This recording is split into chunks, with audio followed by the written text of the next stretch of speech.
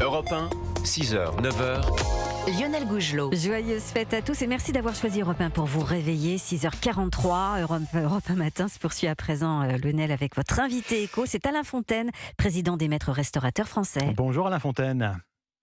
Bonjour. Vous êtes également le patron du restaurant Le Mesturé à Paris. Alors on va faire un petit bilan de cette année 2023 pour votre profession, mais d'abord parlons du réveillon du Nouvel An, si vous le voulez bien, Alain Fontaine, qui s'annonce donc dans quelques jours. Est-ce que les réservations sont à la hauteur des attentes ? Alors sur Paris, elles le sont plus, elles sont même bien grâce au tourisme. Ouais. C'est clairement le tourisme qui soutient notre activité, dans les grandes villes aussi. Après sur les provinces, c'est plus délicat, les réservations sont faites, mais je pense que le réveillon pour les restaurants qui seront ouverts, et c'est important ce que je suis en train de vous dire, pour les restaurants qui sont ouverts, ça sera un bon réveillon, un bon millésime. Après vous êtes sur un dimanche, et effectivement contrairement à d'autres réveillons qui sont tombés sur un dimanche, là les patrons ne vont pas ouvrir parce qu'ils ne pourront pas ouvrir faute de personnel. Ils préfèrent laisser leur personnel au repos. Ils ont du mal à le recruter déjà, donc ils ne vont pas leur imposer un jour de plus. Donc vous aurez des restaurants, et même à Paris et même dans les grandes villes, qui seront naturellement fermés, mais qui, contrairement à d'autres années, ne seront pas ouverts faute de personnel. Donc mais des restaurateurs qui vont faire l'impasse, si je comprends bien.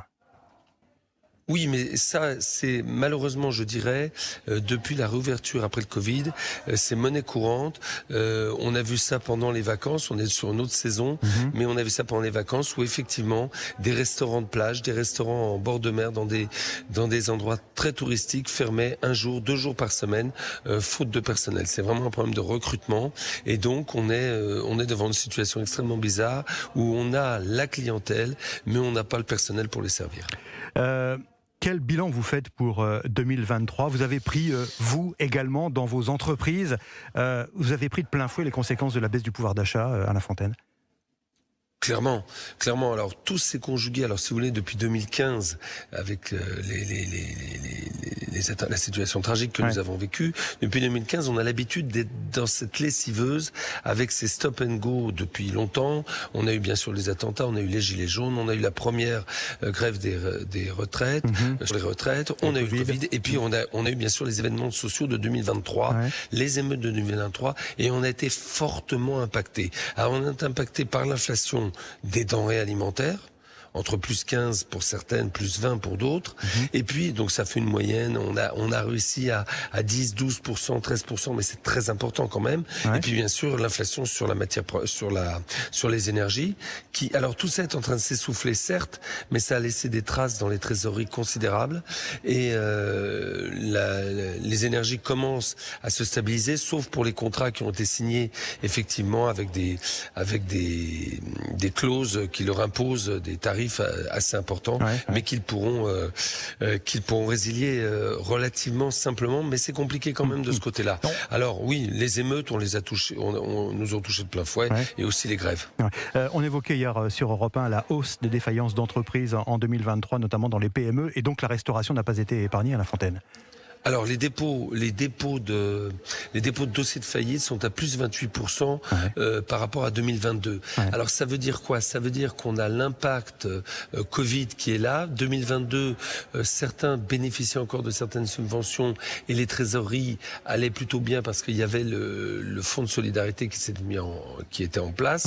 Là maintenant ça s'essouffle, et les 28% de dépôts de dossiers de faillite sont non pas logiques, mais sont liés à, par exemple, le PGE, le remboursement du PGE, l'inflation galopante que nous avons eue, l'inflation sur l'énergie, et puis le manque de fréquentation pendant la grève des retraites, et puis les émeutes. Donc tout ça conjugué a effectivement provoqué des situations extrêmement dangereuses pour certaines PME. Et puis il y a les nouveaux comportements, Alain Fontaine, des clients, des comportements hérités, si je puis dire, de la crise du Covid. J'ai lu que 30% des clients qui ont fait appel à la livraison à domicile à l'époque ont conservé cette habitude et ont donc déserté vos établissements, c'est ça ? Ah, complètement. Alors, pour ceux qui pensaient qu'il n'y aurait pas un avant et un après Covid, là, ils ont eu tort parce qu'il y a eu un avant et un après Covid. Effectivement, entre 25 et 30% de clients qui ont essayé la livraison à domicile l'ont gardé. Et puis, vous avez le télétravail également.